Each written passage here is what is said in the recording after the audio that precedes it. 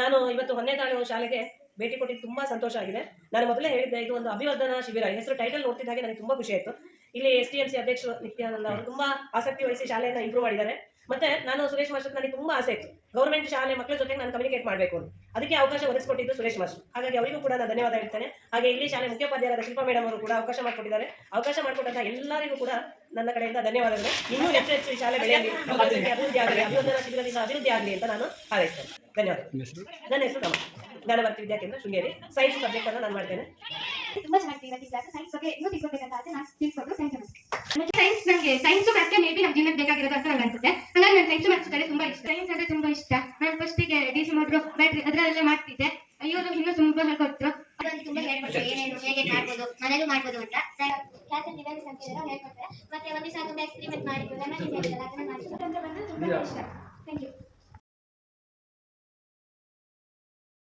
3 ವರ್ಷಗಳ ಹಿಂದೆ ಸ್ಥಾಪಿತಾಗಿದೆ. ಅಂದ್ರೆ ಕ್ರಿಸ್ತಶಕ 6ನೇ ಶತಮಾನದಲ್ಲಿ ಗುಪ್ತರಿಂದ ಸ್ಥಾಪಿಸ್ತಾರೆ. ಗುಪ್ತ ಸಿಕ್ಕಿರಲ್ಲ, ಚಂದ್ರಗುಪ್ತ 7ನೇ ಚಂದ್ರಗುಪ್ತ ಕಾಲದಲ್ಲಿ ಸ್ಥಾಪಿತ ಆಯಿತು. 1400 ವರ್ಷ ಅಷ್ಟೇ ಅದಕ್ಕೆ ಬಂದಿದೆ. ಇವನು ಅದಕ್ಕೆ ಹೇಗೆ ತುಪ್ಪ ಬಂದಿಲ್ಲ ಅಂತ ಹೇಳ್ಕೊಂಡು ಇಬ್ಬರು ಜಪಾನಿನ ಒಬ್ಬ ಭಾರತೀಯ ವಿಜ್ಞಾನಿ ಅದನ್ನ ಪ್ರಯೋಗ ಮಾಡ್ತಾರೆ. ಅದನ್ನ ಮೇಲೆ ಸಣ್ಣದಾದಂತ ಲೇಯರ್ ಅನ್ನು ಕೆತ್ತಿಬಿಟ್ಟು ಪ್ರಯೋಗ ಮಾಡ್ತಾರೆ. ಅವ್ರಿಗೆ ಆಶ್ಚರ್ಯ ಆಗುತ್ತೆ. ಅದ್ರ ಮೇಲೆ ಐರನ್ ಸಲ್ಫೇಟ್ ಮತ್ತು ಐರನ್ ಕ್ರೋಮೈಡ್ ಅಂತ ರಾಸಾಯನಿಕ ವಸ್ತುವನ್ನ ಅದಕ್ಕೆ ಲೇಪನ ಮಾಡ್ತಾರೆ. ಬಂದು ಜಗತ್ತಿಗೆ ಮೊಟ್ಟ ಮೊದಲ ಒಳಚರಂಡಿ ವ್ಯವಸ್ಥೆ ಕಂಡಿದ್ದು 6,000 ವರ್ಷದಿಂದ ಕಡಿದು. ಇದಕ್ಕೆ ಒಳಚರಂಡಿ ಮೇಲೆ ಹಂಚಿಕೆ ಇತ್ತು. ಇದು ಚರಂಡಿ, ಇಲ್ಲಿ ನೀರು ಬರುತ್ತೆ, ಇಲ್ಲಿ ನೀರು ಬರುತ್ತೆ, ಇಲ್ಲಿ ನೀರು ಬರುತ್ತೆ. ಅಯೋಧ್ಯೆಯ ಯಾಗದಲ್ಲಿ ಸಾಕ್ಷಾತ್ ಅಗ್ನಿದೇವನೇ ಕೈಯಲ್ಲಿ ಪಾಯಸದ ಪಾತ್ರೆಯನ್ನು ಹಿಡಿದು ಮೇಲೆ ಬರ್ತಾನೆ.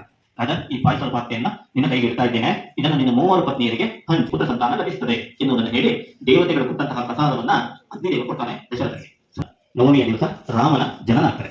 ಮೊದಲು ರಾಮ ಹುಟ್ಟ, ಕೌಸಲ್ಯ ಗರ್ಭ ಸಂಜಾತನಾಗಿ, ಕೌಸಲ್ಯ ಗರ್ಭದಿಂದ ರಾಮನ ಹುಟ್ಟಾಗ್ತದೆ. ದೇಶದಲ್ಲಿ ಎಲ್ಲ ಸುಭಿಕ್ಷ ತಾಂಡವಾಡಲಿಕ್ಕೆ ಶುರುವಾಗ್ತದೆ. ಯಾಕೆ? ವೈಕುಂಠದಿಂದ ಸಾಕ್ಷಾತ್ ನಾರಾಯಣನೇ ಅವತಾರವನ್ನೆತ್ತಿ ಭೂಮಿಗೆ ಬಂದಿದ್ದಾನೆ.